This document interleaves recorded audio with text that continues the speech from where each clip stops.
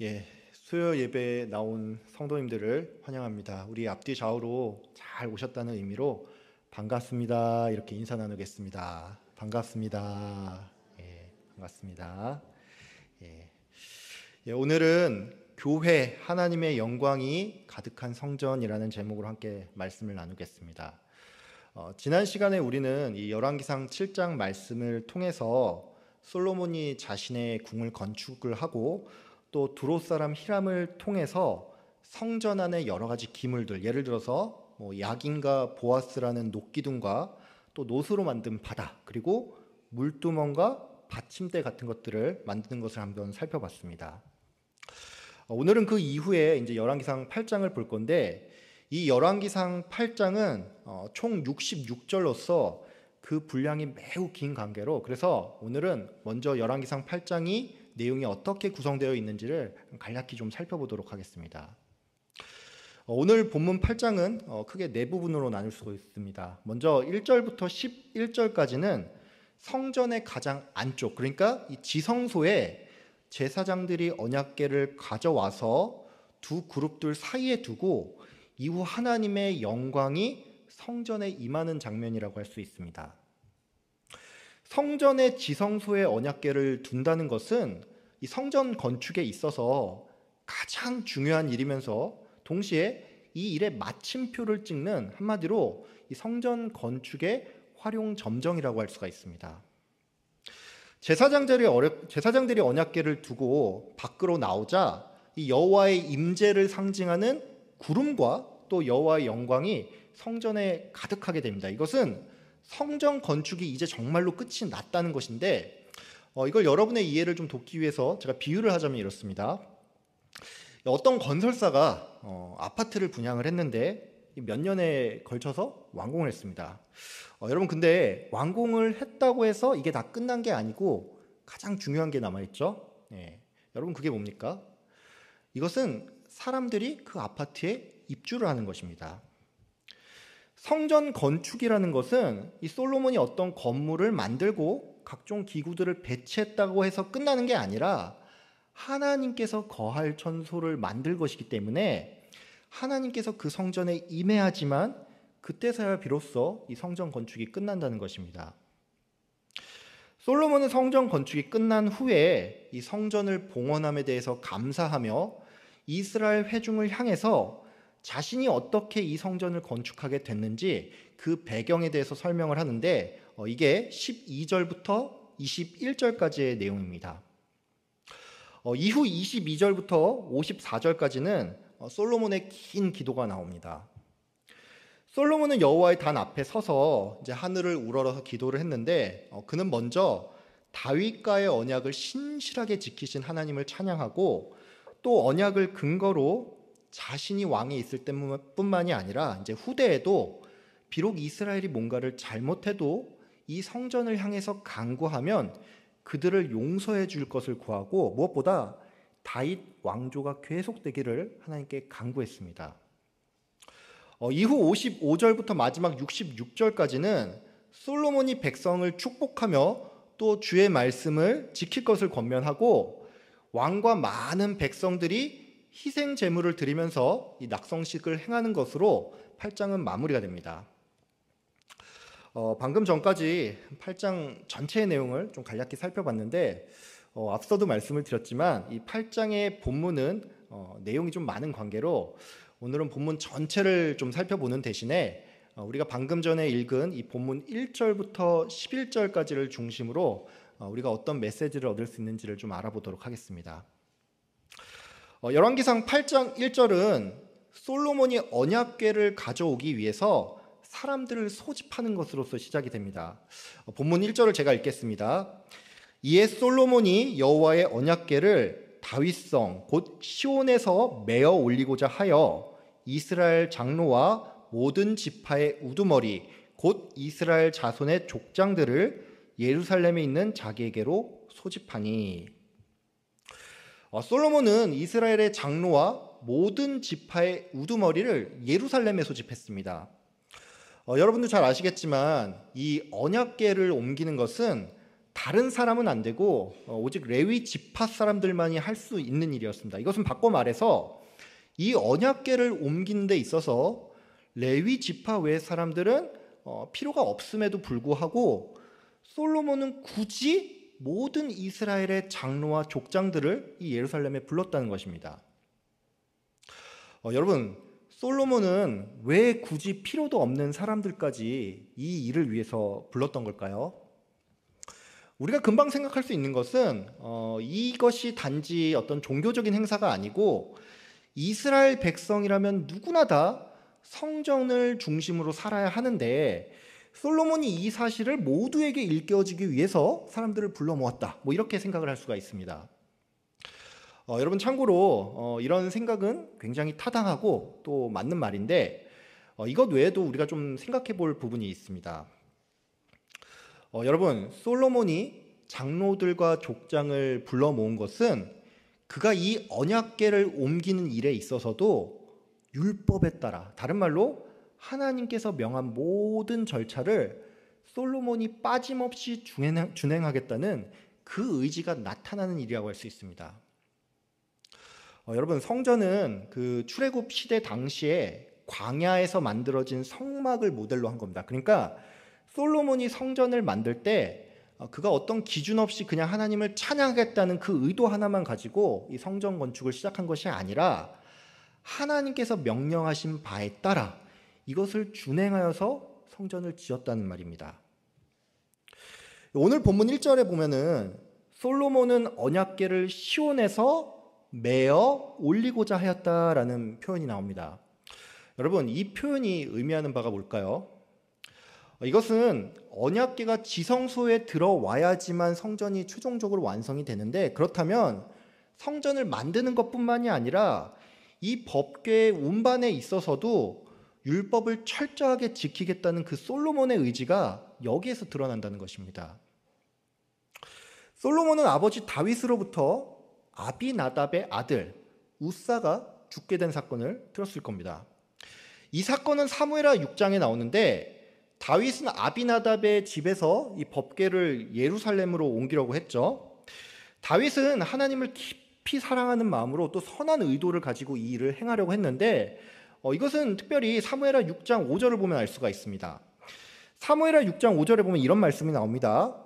다윗과 이스라엘 온 족속은 잣나무로 만든 여러 가지 악기와 수금과 비파와 소고와 양금과 제금으로 여호와 앞에서 연주하더라. 다윗은 자신뿐만이 아니라 온 이스라엘 족속이 이 일에 참여하게 했고 이것이 정말로 큰 국가적 경사임을 있는 힘껏 표현하기 위해서 여러 악기를 동원해서 하나님 앞에서 찬양했습니다. 그러니까 다윗이 법궤를 옮기려는 이 의도는 정말로 하나님을 사랑하는 그 마음에서 비롯됐다는 것이죠. 문제는 의도가 아무리 좋았음에도 불구하고 그가 율법을 따르지 않았을 때 결국에는 사람이 죽어나가는 그 일이 발생했다는 것입니다. 여러분 그 민수기 4장에 보면은 이 법궤를 어떻게 옮겨야 하는지가 잘 나오는데 법궤는 반드시 레위인들이 그들의 어깨에 맨 채로 옮겨야 했고 또 이 성물은 절대로 아무나 만져서는 안 되는 것이었습니다.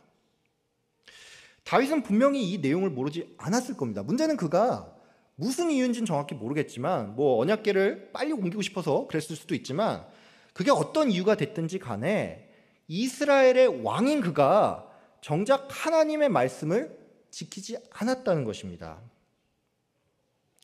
여러분 사무엘하 6장에 보면 이 다윗이 언약궤를 소가 끄는 수레에 실어서 예루살렘에 가져오려고 하는 장면이 나오죠. 여러분 근데 결과가 어떻게 됐습니까? 수레가 타작마당을 지나다가 소가 날뛰는 바람에 이 언약궤가 수레에서 떨어지려고 했고 이걸 우사가 손으로 잡다가 하나님께서 쳐서 우사가 바로 그 자리에서 죽게 되죠.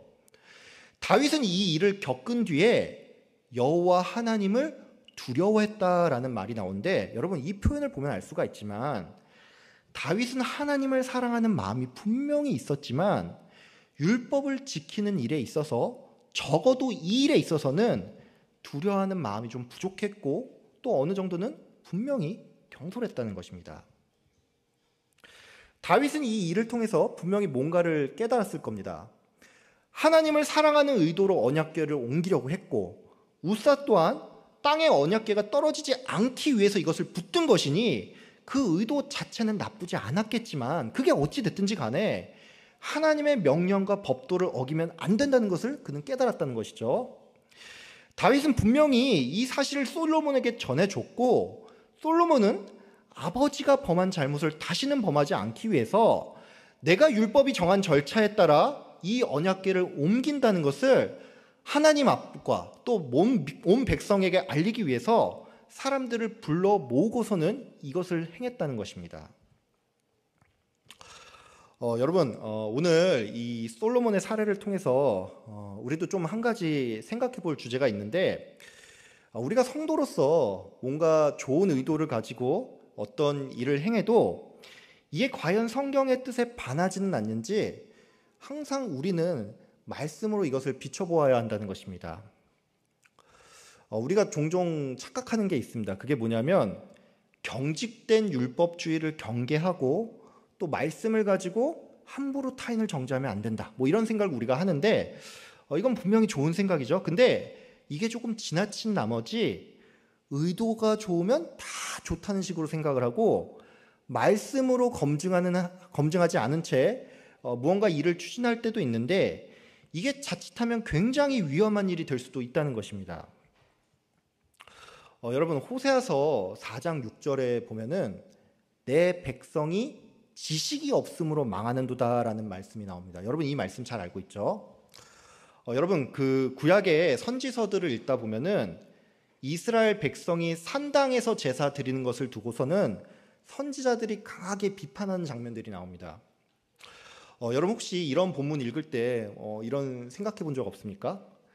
백성들이 도둑질을 하겠다, 아니면 뭐 사람을 죽이겠다, 이런 것도 아니고 제사를 드리겠다고 하는데 왜 산당에서 드리는 것을 강하게 비판하는지, 하나님께서는 어디에나 계시는 분인데 왜 거기서는 드리면 안 되는지, 이거 좀 이상하다고 그렇게 생각해 본 적 없습니까? 여러분, 이것은 산당에서 드리는 제사가 가나안의 이방신을 섬기는 그 잘못된 방법에 따라서, 이제 다른 말로 종교 혼합의 형태로 이루어졌고, 그래서 이들의 열심은 도리어 율법을 범하는 잘못을 낳았으니 이것이 하나님 앞에서 큰 죄악이 되었다는 것입니다. 제가 이와 관련해서 잠깐 제 얘기를 하나 좀 드리겠습니다. 가끔 보면은 자신이 기독교인이라고 하는데 이 말씀을 잘 모르니까 자기가 치우쳤다는 그 사실도 좀 모르는 분이 있습니다. 제가 예전에 그 신대원 2학년 시절에 이제 그때 차별금지법이 국회에서 발의가 됐거든요. 근데 제가 이 법안의 전문을 읽다 보니까 굉장히 독소 조항이 좀 많다고 여겨져서 제가 이걸 좀 따로 정리를 해서 그 네이버에 있는 이제 각 지역별 맘카페에 이 법안의 문제점이 무엇인지 이것을 정리를 해서 올린 적이 있습니다. 제가 이 글을 처음 올렸을 때 저는 일부러 기독교인이 아닌 사람들에게도 공감을 좀 얻기 위해서 이제 기독교적인 관점이랑 색채를 쫙 걷어내고 그냥 일반인 관점에서 이게 뭐가 문제인지 이걸 하나씩 정리를 해서 글을 올렸는데, 제가 이 일을 하던 중에 저를 좀 굉장히 힘들게 만들던 분이 한 명이 있었습니다. 저를 좀 힘들게 했던 이분은 자신이 기독교인임을 밝히면서 저한테 이런 말을 했는데, 그게 뭐냐면 하나님께서는 사랑의 하나님이시고 또 복음 앞에 모든 인류가 평등한데 국회의원들이 차별하지 말자는 좋은 의도 가지고 법안을 만들었는데 너는 왜 이 일을 두 팔 벌려 환영하지 못할 망정 뭐가 문제라고 이렇게 글을 올리는 거냐면서 저한테 따지는 것이었습니다. 그분은 심지어 저한테 도덕적인 우월주의에 빠져 있진 않은지, 기독교의 탈을 쓴 율법주의자가 아닌지 스스로 좀 생각해보라는 그런 말도 하는 것이었습니다. 제가 처음에는 이분의 말을 듣고 이 사람이 좀 논점을 굉장히 일탈한다는 그런 느낌을 많이 받았는데, 그래도 본인이 기독교인이라고 하니까 제가 나름 좀 침착하게 답변을 드렸습니다. 차별을 하지 말자는 그게 나쁜 게 아니라 여기 있는 어떤 조항은 도리어 심각한 역차별을 불러일으킬 수가 있고, 이제 또 본인이 기독교인이라고 밝히셨으니까 내가 굳이 말씀드리는데, 나도 귀찮은데 내가 무슨 도덕적인 우월감을 위해서 이 일을 하겠냐. 성경에서 동성애가 명백히 죄라고 밝히는데 이건 당신도 동의하지 않냐. 제가 뭐 이런 식으로 답을 좀 드렸습니다. 여러분, 이분은 저의 이 말을 듣고, 이 답변을 듣고 제 말을 수긍했을까요? 예. 당연히 예상하겠지만 이분은 제 말을 전혀 듣지 않았고, 남을 비판하는 자는 자기도 비판받게 될 거라며, 자기 눈에 들보는 못 보면서 남의 눈에 티를 보는 기독교인이 되지 말라, 사랑 없는 기독교인이 되지 말라, 뭐 이런 말을 저한테 하는 것이었습니다. 제가 이제 이분이랑 얘기하는 게 도저히 안 되겠다 싶어서 이제 그 이후로는 더 이상 대꾸를 하지 않았는데, 제가 시간이 좀 지나서 이제 이분이 개인적으로 운영을 하는 그 SNS 같은 데 들어가서 좀 보다 보니까 알게 된 사실인데, 알고 보니까 이분은 동성애를 옹호하는 소위 말해 퀴어 신학을 따르는 사람이었습니다. 여러분, 저의 이 사례를 보면 알 수가 있지만 그 의도가 인류애니 평등이니 사랑이니 해도 이게 하나님의 말씀을 반하는 것이라면 결국에는 이 일은 하나님께서 절대로 기뻐하지 않는다는 것입니다. 여러분, 내가 기독교인이라고 해서 또 의도가 좋다고 해서 다 좋은 게 아닙니다. 여러분, 항상 말씀을 가까이 하시고 그 말씀 가지고 먼저는 자기 자신을 비춰보고 또 말씀으로 세상을 주의 깊게 살펴보는 여러분들 다 되시기를 바랍니다. 이제 2절부터 5절까지를 좀 보도록 하겠습니다. 솔로몬은 에다님 월에 많은 사람이 보는 앞에서 언약궤를 옮기고 사람들은 이에 양과 소로 제사를 드렸는데, 제가 2절부터 5절까지를 한번 읽겠습니다.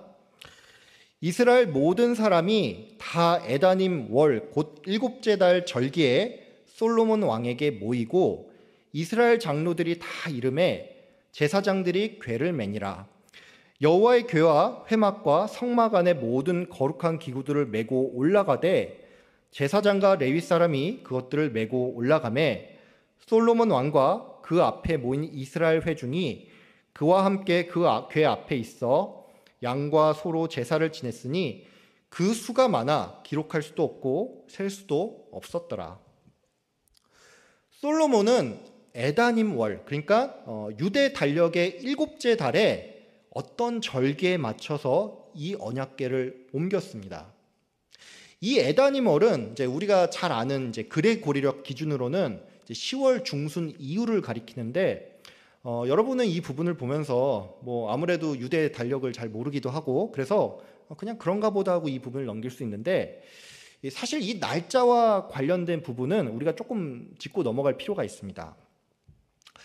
여러분, 그 열왕기상 6장 38절에 보면 솔로몬이 즉위를 하고 나서 11번째 되는 해 8째 달에, 그러니까 이제 우리 기준으로 치면 대략 11월 중순 이후에 성전 건축이 끝났다라는 말이 나옵니다. 문제는 오늘 본문 8장은 성전이 완공된 후에 언약궤를 옮기고 또 낙성식을 거했는데 이게 7째 달 절기에 맞춰서 했다는 것입니다.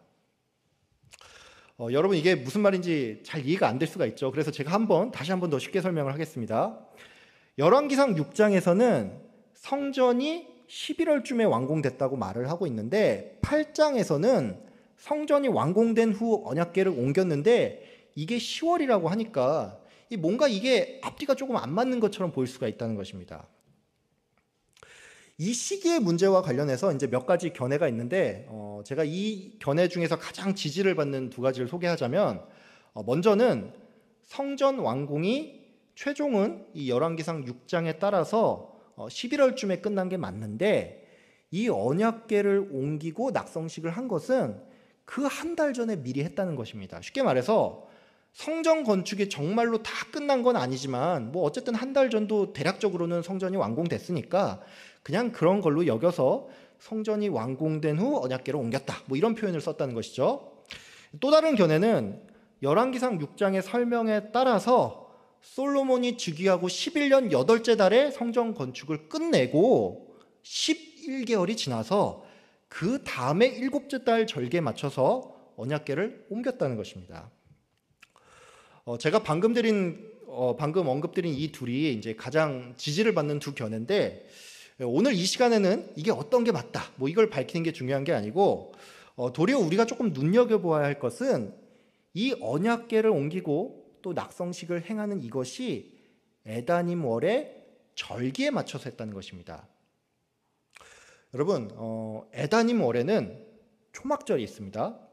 오늘 우리가 다 읽진 않았지만 65절에 보면은 솔로몬이 초막절에 맞춰서 언약궤를 옮긴 뒤에 성전 봉헌식을 하고 곧바로 이어서 초막절을 7일간, 그러니까 총 14일을 절기로 지켰다는 말이 나오는데, 이것은 성전의 완공이 곧 초막절을 지키는 그 의미의 연장선에 있다는 것입니다.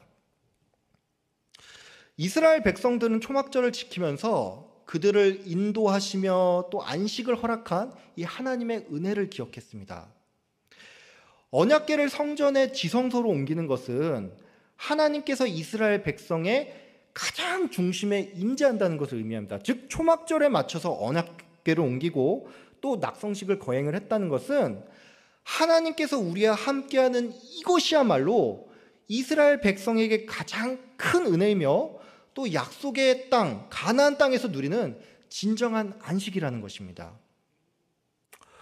여러분, 이와 관련해서 우리가 좀 생각할 게 하나 있는데, 성도인 우리들은 주님을 다 모시고 살아가는 성전이죠. 그런 의미에서 여러분, 성도에게 있어서 가장 큰 은혜는 내가 어떤 세상적인 복을 누리고 뭐 인생이 형통하고 건강하고 자식들 잘 되는 이런 것이 아니라 하나님께서 내 안에 계시고 바로 지금 나와 동행한다는 이것이야말로 성도에게 있어서 가장 큰 은혜라는 것입니다.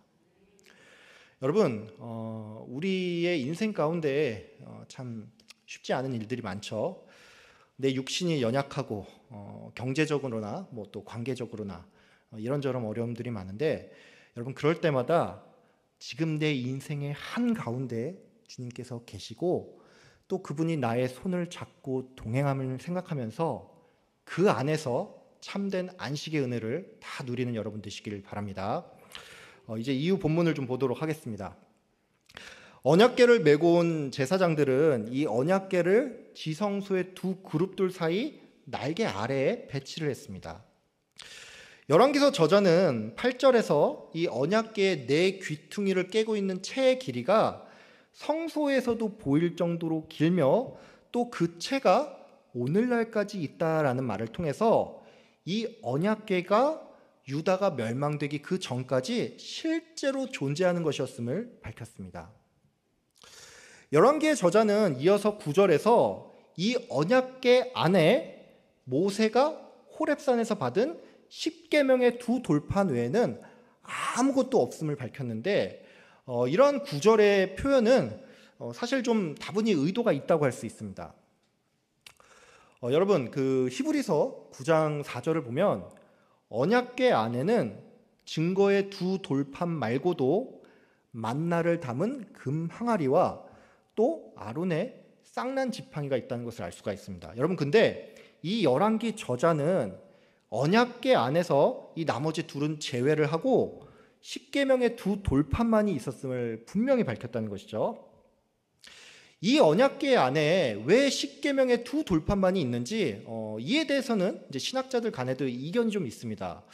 어떤 사람은 언약궤가 블레셋에게 뺏겼을 당시에 나머지 둘이 분실됐다라고 하는데, 어떤 사람은 그렇지 않다, 이 나머지 둘은 성전 안에 다른 곳에 두어서 그렇다라고 말을 하는데, 이건 우리가 뭐 정확하게는 알 수가 없죠.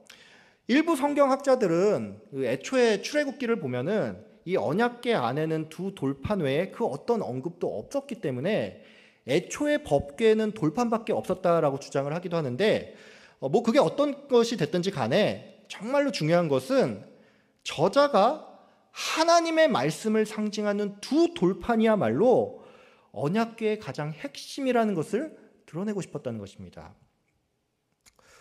여러분, 아론의 쌍난 지팡이와 또 만나를 담은 항아리는 하나님께서 성도의 삶에 임재하여서 기적을 베풀었음을 드러내는 증거입니다. 즉 이 둘은 하나님의 임재를 이스라엘 백성이 체험하였음을 나타냈다는 것이죠. 성도인 우리들 또한 살면서 이런저런 일들을 통해서 하나님께서 내 삶에 역사하신다는 그런 것을 경험합니다. 여러분, 근데 이 열왕기 저자가 다른 둘은 제외를 하고 돌판만을 언급했다는 것은 성도의 삶에 하나님께서 말씀으로 임재를 하시고 또 이 말씀은 변하지 않기 때문에 우리는 매일의 삶에서 말씀을 온전히 붙들어야 한다는 것입니다. 여러분, 우리가 그 신앙생활을 하다 보면 때로는 어떤 체험을 통해서 이 메말랐던 심령이 되살아나고 또 미지근했던 신앙이 어떤 계기를 통해서 뜨거워지기도 하죠. 근데 여러분, 이 신앙적 체험이라는 것은 말 그대로 체험이기 때문에 우리의 주관이 개입될 수밖에 없고 또 무엇보다 시간이 지나면 흐릿해지고 잊혀지기도 한다는 것입니다. 여러분, 이 말 꼭 기억하길 바랍니다. 체험의 신앙은 일시적이지만 말씀의 신앙은 영원합니다. 여러분, 혹시 지금 나의 신앙 상태가 예전 같지 않다는 그런 생각이 혹시 들지 않습니까? 어떤 분들은 이 신앙의 매너리즘을 극복하기 위해서 어떤 강렬한 체험과 계기를 구하기도 하는데 여러분, 제가 더 좋은 방법을 알려드리겠습니다.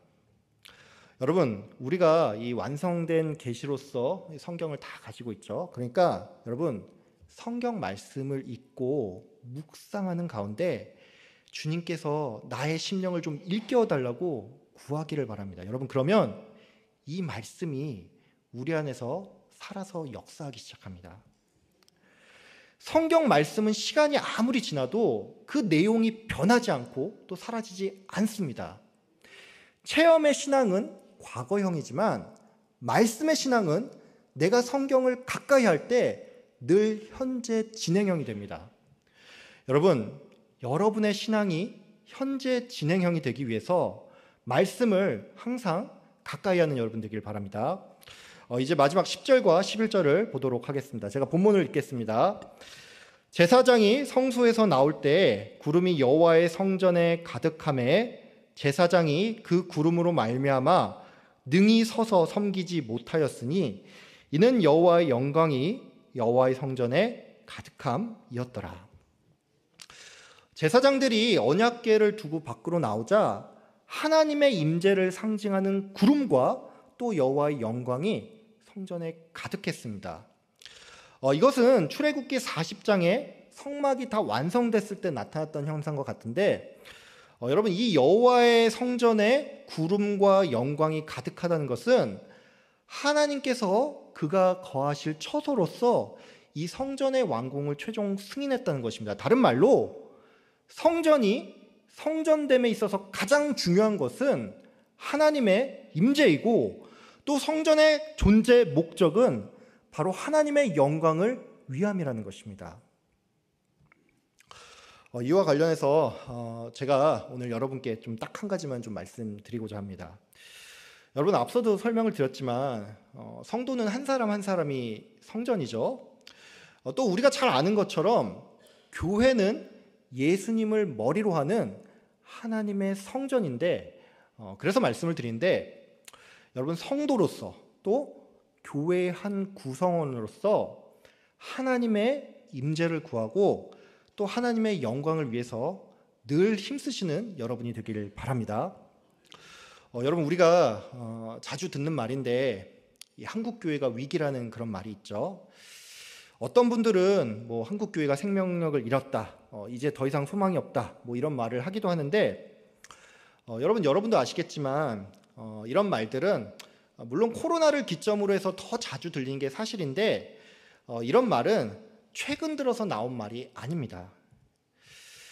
제가 기억하기로는 제가 그 청년 시절인 20년 전만 해도 그 한국 교회가 위기라느니 이 한국 교회가 생명력을 잃어간다니 이런 말들이 있었는데, 그러니까 이 한국 교회 위기설은 이제 와서 나온 얘기가 아니고 전혀 새로운 얘기가 아니라는 것입니다.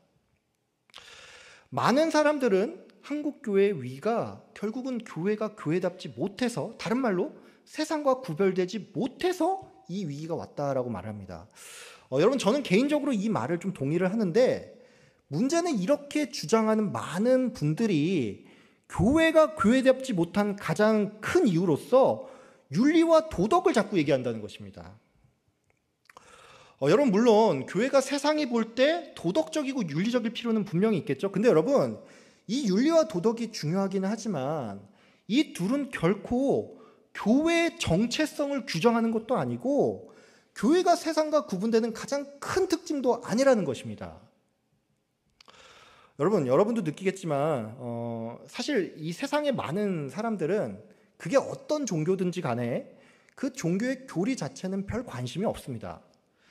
세상 사람들은 그저 어떤 종교든지 간에 그 종교인들이 자기들 기준에서 윤리적이고 도덕적이길 바랄 뿐이지 다른 뭔가를 더 바라지는 않습니다. 여러분, 우리가 종종 이런 말 하죠. 교회가 세속화되고 또 인본주의로 흘러가서 교회가 문제가 있다, 뭐 이런 말을 하죠. 우리는 보통 이런 말을 들으면서 이제 교회 안에 어떤 뭐 세상적 행사가 늘어나고 또 교인들 개개인이 세상 사람들과 비교를 했을 때 그다지 더 나을 게 없어서 이게 문제라고 생각을 하는데, 여러분, 우리가 교회 안에 인본주의를 말할 때 절대로 간과하면 안 되는 사실이 있는데, 그게 뭐냐면 교회가 세상으로부터 도덕적이다, 윤리적이다 이렇게 인정받기 위해서 너무 노력을 하는 것도 엄밀히 말해서 세상의 기준에 맞추려고 하는 것이니까 이것은 교회 안에 또 다른 인본주의라는 것입니다. 여러분, 하나님의 성전인 성도가 또 하나님의 성전인 교회가 성도답기 위해 또 교회답기 위해서 가장 필요한 것은 하나님의 임재입니다.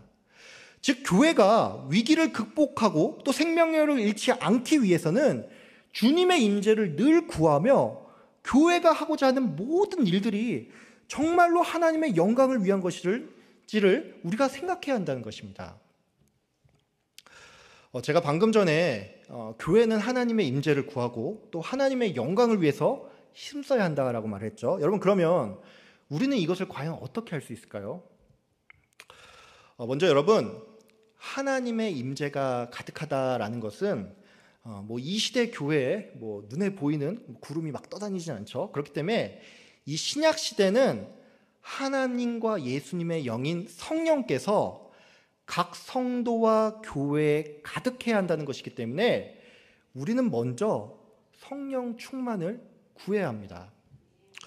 근데 제가 이렇게 말씀드리면 조금 오해하는 분이 계실 수 있는데, 여러분, 성령 충만이라는 것은 이 어떤 눈에 보이는 능력이 넘쳐나고 또 열광적인 분위기 속에서 누군가 주여 삼창을 외치고 누군가는 방언으로 기도하고 또 누군가는 소위 말해 입신을 해서 땅바닥에서 떼굴떼굴 굴러내야지만 이게 성령 충만이 아니라는 것입니다. 여러분, 앞서도 말씀을 드렸지만 언약궤 안에는 십계명의 두 돌판만이 있었다고 했죠. 이것은 하나님께서 말씀으로 임재하는 이것이 가장 핵심이라는 것인데, 그러니까 성령 충만한 교회는 소위 열광적인 교회가 아니라 하나님의 말씀이 온전히 선포되고 이것이 또한 올바른 성례와 적절한 권징으로 나타나는 그런 교회라는 것입니다. 다시 말씀드리겠습니다. 여러분, 성령 충만한 교회는 하나님의 말씀이 온전히 선포되고 이것이 또한 올바른 성례와 또 적절한 권징으로 나타나는 교회입니다. 여러분, 교회 안에 말씀이 충만할 때 교회는 비로소 교회다워지고 그 말씀의 교회가 순종할 때 이것은 결국 하나님께 가장 큰 영광이 됨을 꼭 기억하는 여러분 되길 바랍니다. 여러분, 교회가 세상과 구분되는 것은 교회가 세상 그 어느 단체보다 도덕적이어서도 아니고 사회 봉사를 많이 해서도 아닙니다. 여러분, 교회의 정체성은 말씀이 선포되고 또 이 말씀을 중심으로 교회가 움직인다는 데 있습니다. 여러분, 인간의 만족을 위해서 교회가 노력하면 도리어 인간은 실망하고 교회를 떠날 수밖에 없지만 하나님을 만족시키기 위해서 교회가 노력할 때 그때 성도는 생명을 얻고 참된 만족을 얻을 수가 있습니다. 우리 화성교회가 또 여기 계신 성도님 한 분 한 분이 말씀을 가까이 함으로 하나님의 임재를 경험하고 또 말씀을 지키며 하나님의 영광을 드러내시기를 주님의 이름으로 축복하며 기도합니다. 아멘. 기도하겠습니다.